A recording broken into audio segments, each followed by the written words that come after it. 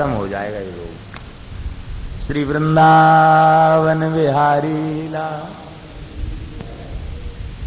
ये जड़ से समाप्त हो जाएगा। और जब जड़ से समाप्त हो जाएगा तो ऐसे निर्विकार महापुरुषों का दर्शन करने वाले उनके चित्त भी पवित्र हो जाया करेंगे। इसलिए हे नाथ, कंडूति बन मनशिजम विसहित धीरा, धीर पुरुष वही है जो खुजली के समान इस कष्ट को सहन कर ले। अब एक बात बड़ी महत्वपूर्ण कहने जा रहे हैं श्री प्रहलाद जी। प्रहलाद जी कहते हैं कि देखो भाई, हे भगवान, मोक्ष के 10 साधन हैं, मोक्ष के 10 साधन हैं।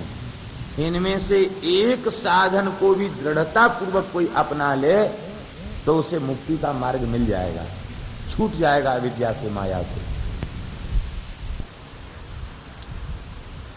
लेकिन यदि ये 10 साधन किसी भोगी पुरुष के पास आ जाएं, अजितेंद्रिय पुरुष के पास आ जाएं, तो ये 10 मोक्ष के साधन उसकी उदर पूर्ति का सर्वश्रेष्ठ व्यवसाय बन के रह जाए। इन 10 साधनों के माध्यम से खूब इकट्ठा कर लेगा, धन इकट्ठा कर लेगा, बड़ी इकट्ठा कर लेगा, बड़ी प्रतिष्ठा कमा लेगा, सब कुछ प्राप्त कर लेगा, लेकिन भगवान नहीं मिलेंगे। भगवान के लिए तो भाई इस क्षणिक विषय सुख का त्याग करना ही पड़ेगा। पूज्य श्री मोटे गणेश जी वाले महाराज जी कहा करते थे, एक बार उनके निकट गए तो उन्होंने कहा कि देखो, संसार के भोगों के आस्वादन में जितना सुख है उससे 1000 गुना सुख भोगों के त्याग में है, और जो 1000 गुना भोगों के त्याग में सुख है उससे भी अनंत गुणित सुख, 1000 लाख गुना सुख आत्मचिंतन में है, आत्म साक्षात्कार में है। और आत्म साक्षात्कार में जितना सुख है उससे लाख करोड़ गुना सुख भगवत प्राप्ति में है। इसलिए सबसे पहले विषय सुख का त्याग करो। जब विषय सुख का त्याग करोगे तब अध्यात्म में प्रवेश होगा, इसके पहले अध्यात्म में प्रवेश नहीं होगा। महापुरुषों के बड़े बड़े चरित्र आए हैं, उन चरित्रों में वे परम जितेंद्रिय थे, परम तपस्वी थे, बड़े योगी थे, लेकिन क्षणिक उन्होंने संसार का संपर्क जो किया उससे उनके चित्त में भारी ग्लानि हुई। प्रियव्रत महाराज जो भगवान की कला थे, 11 अर्बुद वर्ष तक राज्य किया, 10 पुत्र उत्पन्न किए। 11 अर्बुद वर्ष में केवल 10 पुत्र, और अभी वे पूर्ण युवा ही थे, वृद्ध नहीं हुए थे, और सब कुछ छोड़ करके नारद जी के चरणों में गए। उस समय उन्होंने रोते हुए क्या कहा, अहो असाध्वनिष्ठितम, हाय हाय, हमने क्या कर डाला, ये दुर्लभ शरीर पाकर, दुर्लभ जीवन पाकर के भोगों में बिता दिया। अरे मैं नरदेव शिखामणि, और मुझ नरदेव शिखामणि को बनिताया विनोद मृगम माम धिग्धिगित गरहयान चकार, मैं बनिता का विनोद मृग बन गया, धिक्कार है, धिक्कार है, धिक्कार है।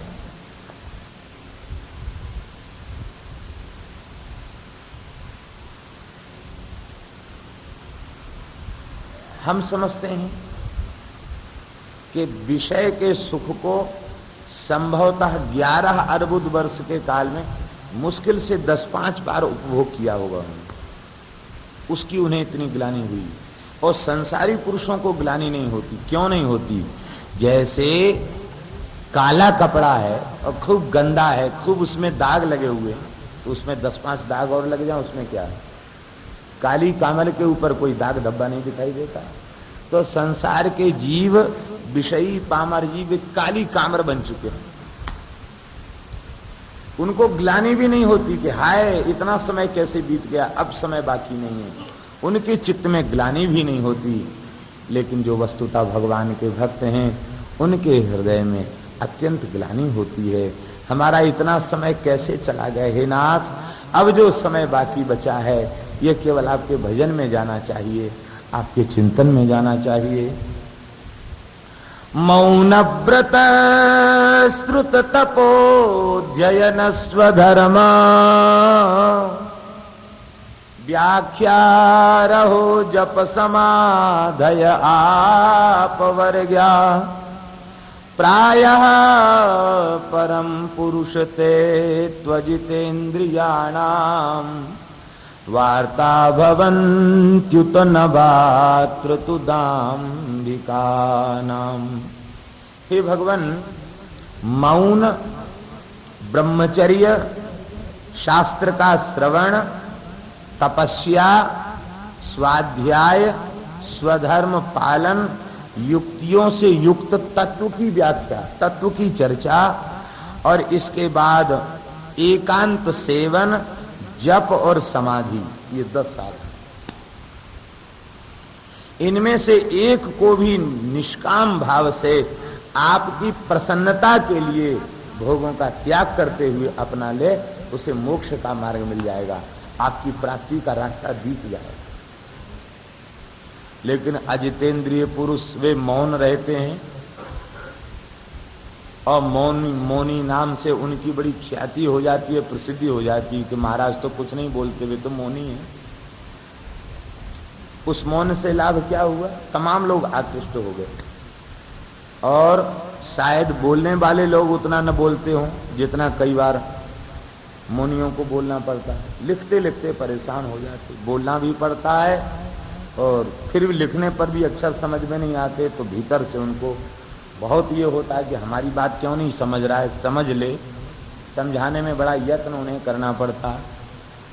और फिर 12 वर्ष, 15 वर्ष, 20 वर्ष मौन रखने के बाद जब वे अपने व्रत को छोड़कर बोलना चालू करते हैं, तब तक नाम तो उनका मौनी ही पड़ जाता, फिर भले ही बातचीत करें, मौनी उनका नाम हो जाता है।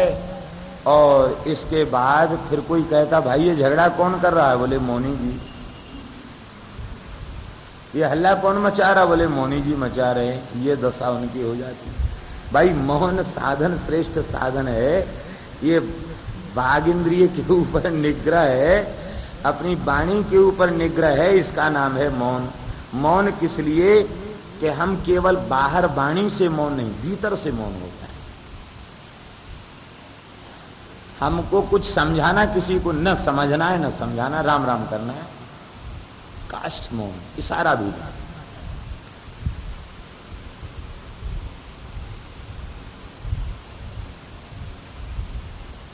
तो भीतर से मौन हो जाए, बाहर से मौन हो जाए।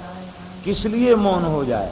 भजन के लिए, श्री ठाकुर जी के चिंतन के लिए, असत्य से बचने के लिए, लोक व्यवहार से बचने के लिए मौन हो जाए। तो उस मौन पूर्वक भगवान का भजन करने से शीघ्र चित्त की एकाग्रता बढ़ेगी और भगवत प्राप्ति का मार्ग अपने आप प्रकाशित होता चला जाए, मौन से ही खुल जाए। लेकिन महाराज नहीं हो पाता है। व्रत, व्रत शब्द का अर्थ है बृहद व्रत, ब्रह्मचर्य। व्रत का अर्थ है बृहद व्रत, सबसे श्रेष्ठ व्रत ब्रह्मचर्य। ब्रह्मचर्य की बड़ी महिमा है, लेकिन ब्रह्मचर्य केवल प्रसिद्धि के लिए है, अपने शरीर का पौरुष और शक्ति का प्रदर्शन करने के लिए खूब योगाभ्यास किया, खूब कठोर क्रियाएं की और खूब दूध मलाई बादाम खाया, शरीर खूब गठ गया और हम ब्रह्मचारी हैं, हम ब्रह्मचारी हैं, नाम भी ब्रह्मचारी पड़ गया। लेकिन यदि ब्रह्मचर्य व्रत का पालन करने के बाद अपने शरीर की दिव्य उस शक्ति को भगवान की सेवा में, भगवान की आराधना उपासना में यदि उसका विनियोग नहीं किया, तो उस ब्रह्मचर्य व्रत से भी क्या फायदा? उस ब्रह्मचर्य व्रत से भी फायदा नहीं है। और इसके बाद श्रुत, श्रुत माने ज्ञान, शास्त्र का श्रवण। शास्त्र का श्रवण एक साधन है। शास्त्र का श्रवण निष्काम भाव से श्रद्धा पूर्वक करने पर अपने आप साधन मार्ग की गुत्थियां सुलझती चली जाती हैं और भजन में प्रवृत्ति बढ़ती चली जाती है। ये अच्छे अच्छे साधकों का अनुभव है। सदग्रंथों के स्वाध्याय, भक्ति ग्रंथों के स्वाध्याय से ध्यान में, उपासना में, सेवा में, स्मरण में बहुत सहयोग मिलता है, बहुत कुछ सहयोग मिलता है। लेकिन यदि केवल इसलिए सुना गया है कि हम खूब भागवत, वाल्मीकि और गीता सुन सुन करके सारी किताब, पुस्तक, डायरियों को लिख लें और लिखने के बाद वो किस लिए लिखें? अपने हृदय पटल पर न लिखें, केवल कागज और स्याही से उसको लिख लें। और लिखें केवल इसलिए, अरे भाई देखो हम सीधी सीधी बात कहते हैं, बात सभाओं में बढ़िया जमती नहीं है, इसलिए जमाने के लिए इधर से कुछ, उधर से कुछ, उधर से संग्रह करके, और जब हम बढ़िया से बढ़िया बात कहेंगे तो लोग कहेंगे वाह क्या बढ़िया बात कही। यदि इसलिए शास्त्र का श्रवण किया गया है, उससे अर्थ की प्राप्ति हो जाएगी, प्रतिष्ठा की प्राप्ति हो जाएगी। भगवत प्राप्ति उस शास्त्र श्रवण से नहीं है। उस शास्त्र में दिन रात डूबा रहने के बाद भी शास्त्र का सुख नहीं जान ले पाएगा, भगवान की भक्ति का सुख नहीं ले पाएगा। कैसे? कहते दरबी पाक रसम यथा, दरबी पाक रसम यथा। जैसे करछुली कड़ाही में घूमने वाला पलटा, वो खूब हलवा में घूमता, बादाम के हलवा में घूमता है, गुलाब जामुन, रसगुल्ला, जलेबी सब उसी से काढ़ काढ़ के रखी जाती है, और खट्टी मीठी चटपटी बढ़िया बढ़िया चीजों में खूब गोते लगाता है। लेकिन उस करछुली से पूछो कि इस वस्तु का क्या स्वाद है, वो नहीं जाने। जो केवल शास्त्र बोझ से दबे हुए हैं, भगवान में जिनका अनुराग नहीं है, भगवान की उपासना में जो प्रवृत्त नहीं है, उनको संतों ने यहां तक कह दिया, बोले कि वे तो भारवाही हैं, गर्धव हैं, यहां तक कह दिया। यथा खरस चंदन भारवाही भारस्य वेत्ता नतु चंदनस्य। गधे के ऊपर मलयागिरी चंदन का बोझ रख दिया जाए तो उस चंदन की न तो सुगंध से उसे मतलब है, और न चंदन की शीतलता से उसे मतलब है। वो तो जैसे ईंट पत्थर उसे ऊपर लाद दिया, उससे उसे भार की प्रतीति हो रही है, वैसे ही भार की प्रतीति चंदन से होगी। लाभ वैसे ये हम नहीं कहते हैं कि अच्छी बातों को लिखना नहीं चाहिए या पढ़ना नहीं चाहिए या समझना नहीं चाहिए, लेकिन कथा कहने के लिए इस दास की तो कभी प्रवृत्ति नहीं हुई कि कहीं से एक दोहा, चौपाई या कोई श्लोक, एक पृष्ठ भी आज तक प्रवचन के निमित्त के आगे क्या बोलेंगे, पीछे क्या बोलेंगे, बीच में क्या कहना है, किस प्रसंग को कैसे, आज तक नहीं सोचा, न एक पृष्ठ भी नहीं लिखा। और जैसा स्वाध्याय भागवत जी का होना चाहिए था वैसा स्वाध्याय भी नहीं किया। बस श्री महाराज जी के युगल चरण कमलों की कृपा, बस महाराज के चरणों की कृपा। और बस ये विचार करते हैं कि भाई हम अपने आप को सुना रहे हैं, अपना चिंतन कर रहे हैं बैठ करके। अब श्री ठाकुर जी जो प्रकट कराना चाहें, जैसे प्रकट करना चाहें वो बोलेंगे। अच्छा लगे तो बहुत अच्छी बात है, और किसी को नहीं अच्छा लगे तो भी बहुत अच्छी बात है। किसी को क्या सुनाना। तो शास्त्र के श्रवण से भी लाभ नहीं मिलता, भगवत प्राप्ति नहीं होती। अध्ययन की भी बात वही है, हम पहले एक बार निवेदन कर चुके हैं। यदि सहेतुक अध्ययन है तो उसका फल क्या होगा? खूब पढ़े लिखे प्रोफेसर बन गए, खूब वेदांत का प्रवचन करेंगे, दर्शन विभाग के प्रोफेसर हो गए, खूब दर्शन पढ़ाएंगे और लौट के आके फिर उसी नौन तेल लकड़ी के चक्कर में डूब जाएंगे, वही परिवार के मोह ममता में लग जाएंगे। तो क्या हुआ? उस ज्ञान से क्या उनके संसार से मोह की निवृत्ति हुई? कि भगवान के चरणों में अनुराग हुआ? कि विषय सुख से मन विरक्त हुआ? कहीं कोई लाभ नहीं हुआ। तो अजितेंद्रिय पुरुष के लिए शास्त्र का अध्ययन भी व्यर्थ चला जाता है, शास्त्र का श्रवण भी व्यर्थ चला जाता है, और स्वधर्म का पालन भी उसका व्यर्थ हो जाता है। क्योंकि स्वधर्म पालन का फल क्या है? भगवान की प्राप्ति।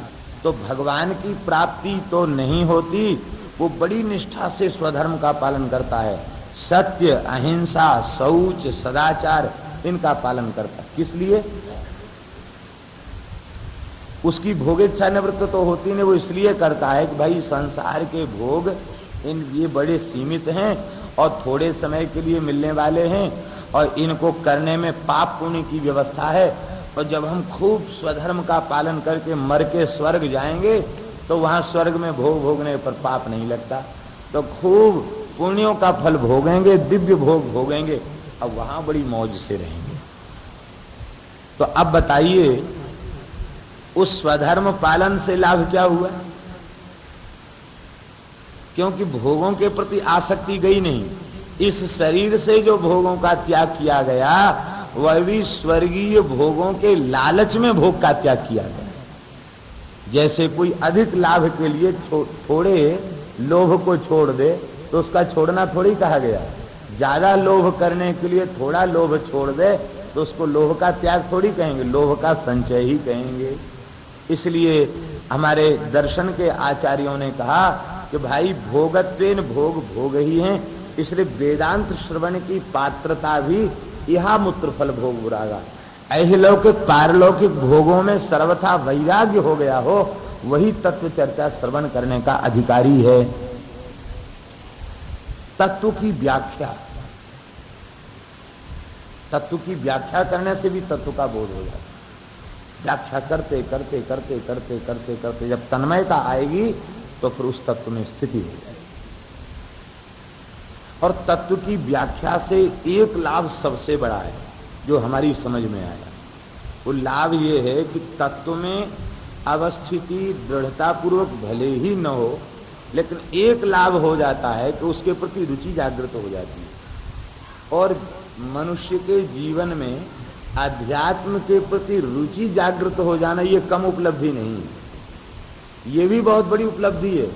सत्संग के प्रति रुचि जग जाए, भजन में रुचि जग जाए, बात समझ में आ जाए, इतनी भी कम महिमा की बात नहीं है, ये भी बहुत बड़ी महिमा की बात है। तो इतना लाभ होता, लेकिन इस लाभ के बाद भी अतृप्त होता हुआ भगवान से प्रार्थना करता है, हे नाथ समझ में तो सब आ गया है, अब व्यवहार में कैसे उतरे, जीवन में कैसे उतरे, हे नाथ आप अपनी ओर से कृपा कीजिए।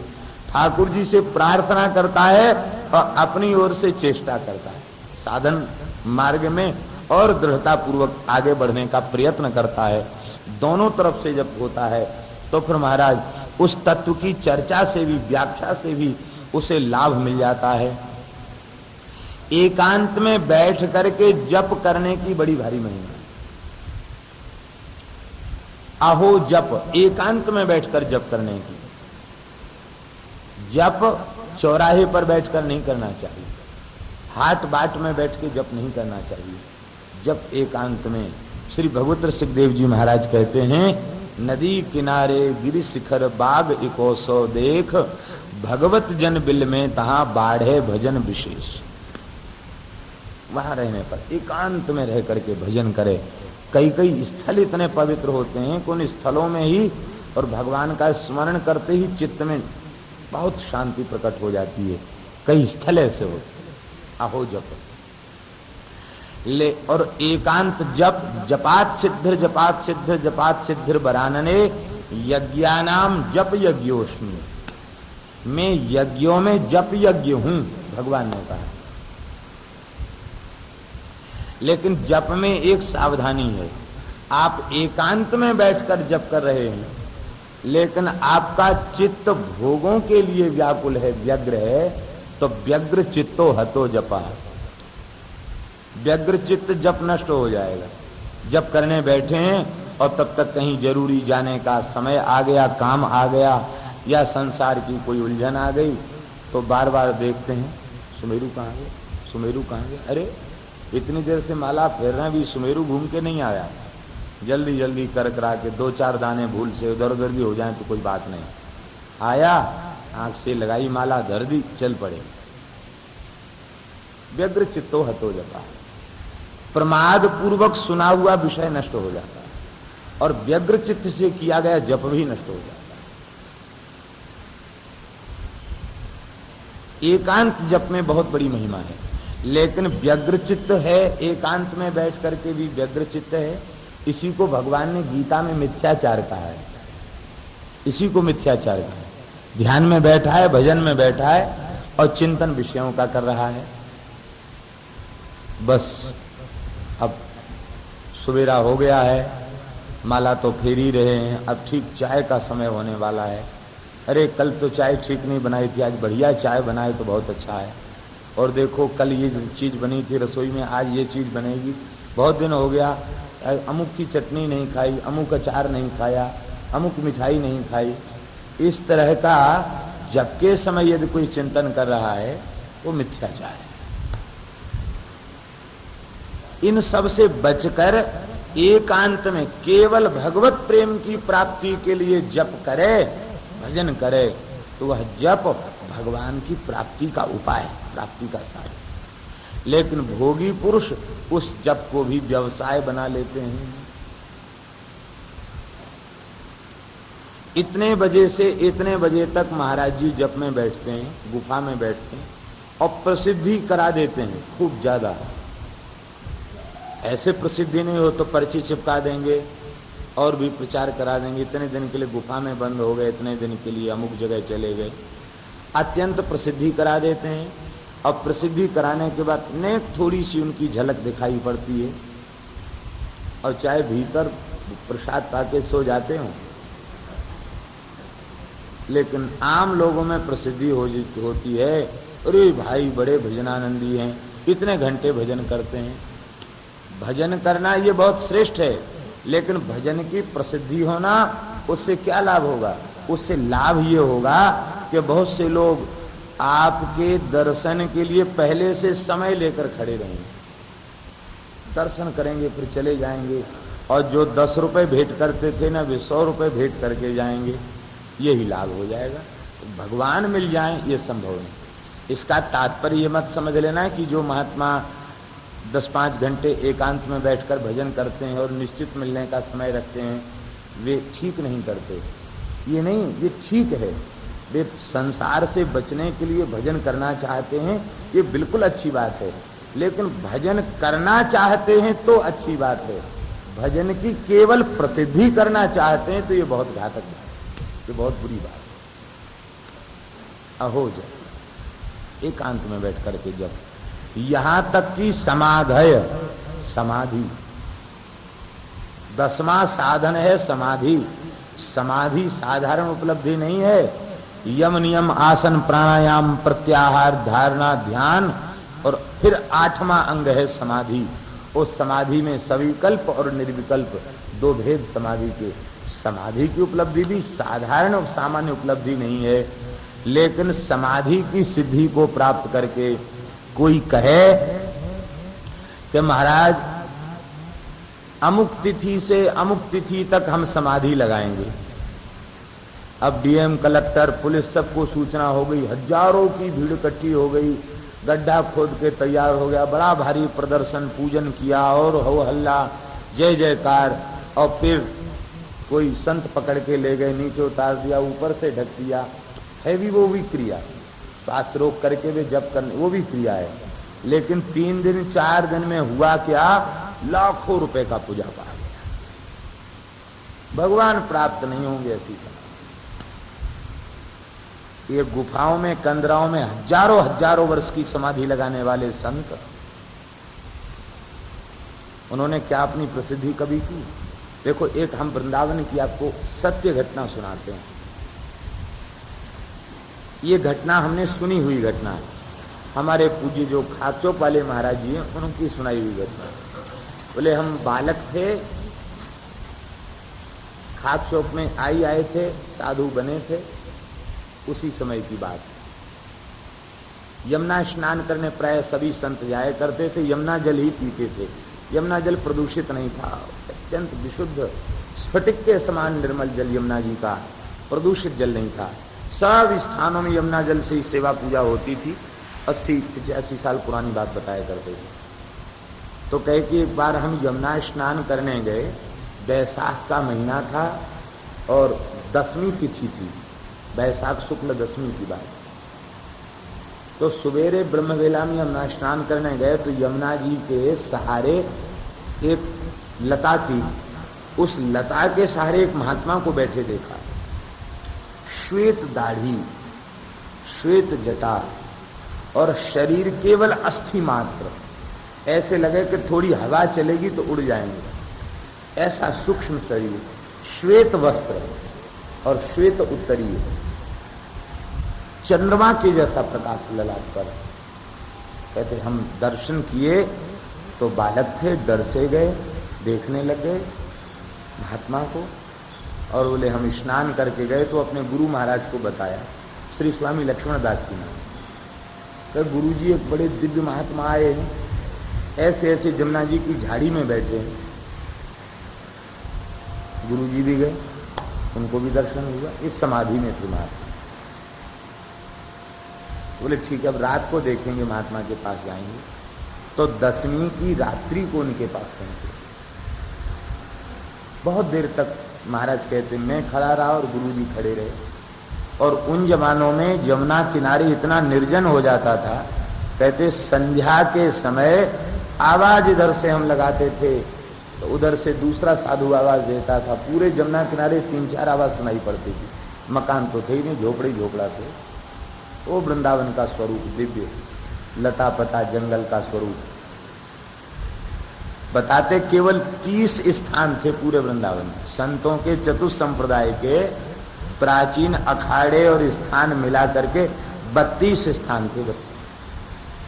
सन 32 और 38 की बात बताते हैं। सन 30-32 में कहते केवल 32 स्थान थे। आज तो महाराज हम समझते हैं 200-250 स्थान हो गए होंगे कम से कम। चंद्र नसीब बहुत बढ़ गया। तो कहती ये स्थिति भई।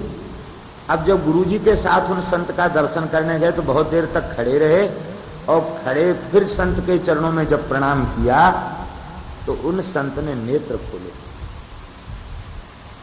और प्रणाम करके गुरुजी ने पूछा कि महाराज जी आपका शरीर तो इतना कमजोर है कि लगता है आप चल नहीं सकते एक पग भी, आपको लोग उठा के रखें तभी आप चल सकते हैं, और इसके पहले कभी आपका ब्रज में दर्शन नहीं हुआ, आप कृपा करके अपना परिचय दें, आप कौन हैं।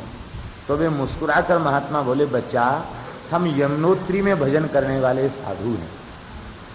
यमुनोत्री में हम यमुनोत्री में भजन करने वाले साधु हैं।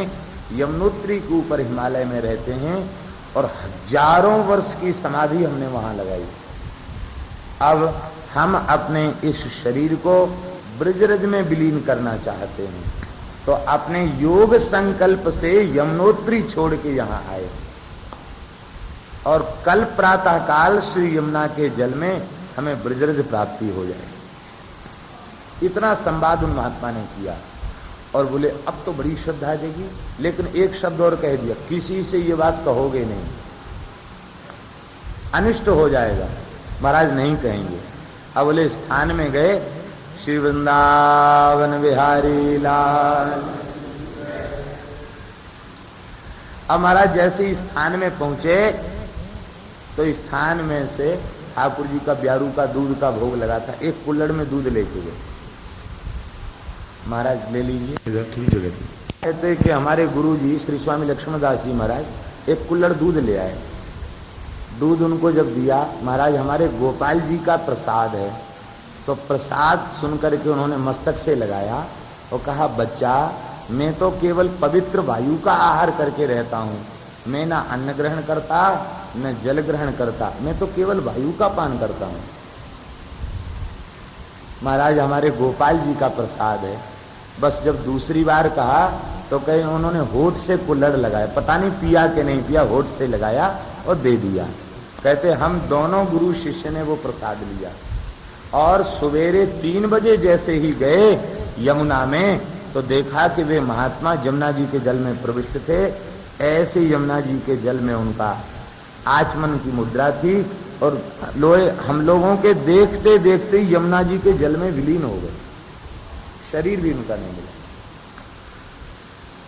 कहने का तात्पर्य हमारा ये है, ये वृंदावन की सत्य घटना, इसके स्मरण का तात्पर्य ये है कि महाराज जी इस बात को बार बार कहा करते थे कि बच्चा जो जोगी होते हैं वे योग केंद्र नहीं खोलते हैं, और वे पर्चा नहीं छपाते हैं कि हम समाधि लगाते हैं। योगी तो लाखों करोड़ों मनुष्य में कोई एक होता है, और जो होता है वो आत्मानंद की मस्ती में रहता है। उसे दुनिया सुहाती नहीं है, उसे संसार सुहाता नहीं है। तो समाधि लगाना बहुत अच्छी बात है, लेकिन समाधि लगाने की बहुत बड़ी प्रचार करके और फिर समाधि में बैठना और लाखों रुपए पूजा लेना, ये बहुत खराब है। इससे भगवान नहीं मिलते। नासिक कुंभ में एक बार घटना घटी। क्या घटना घटी? इस कुंभ की बात नहीं और पिछले कुंभ की बात। एक महात्मा ने कहा कि हम समाधि लगाएंगे, बड़ी भारी प्रसिद्धि भई, और वे सबके सामने समाधि लगाकर बैठ गए। और इसके बाद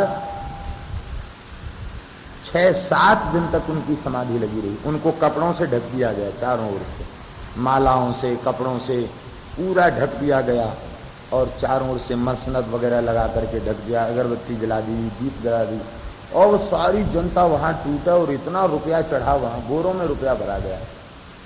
और बाद में पोल पट्टी खुली तो ये पता चला कि वो माला, फूल और मसनद उनके बीच से महात्मा मंच के नीचे जगह थी, वहां से निकल के कहीं विश्राम में चले गए। 6 दिन तक कहीं लुप्त रहे, और बाद में 7वें दिन फिर उसी में आकर के बैठ गए, और सब खोला। ओ बड़ी प्रसिद्धि महाराज, 7 दिन के बाद समाधि से। ये बात दबी छुपी जवानों से, लोगों से सुनने को मिली। कह रहे ऐसा ऐसा, साधुओं में कोई ना कोई बात खुल जाती है, ये बात सुनने को मिली। तो इन घटनाओं के स्मरण का तात्पर्य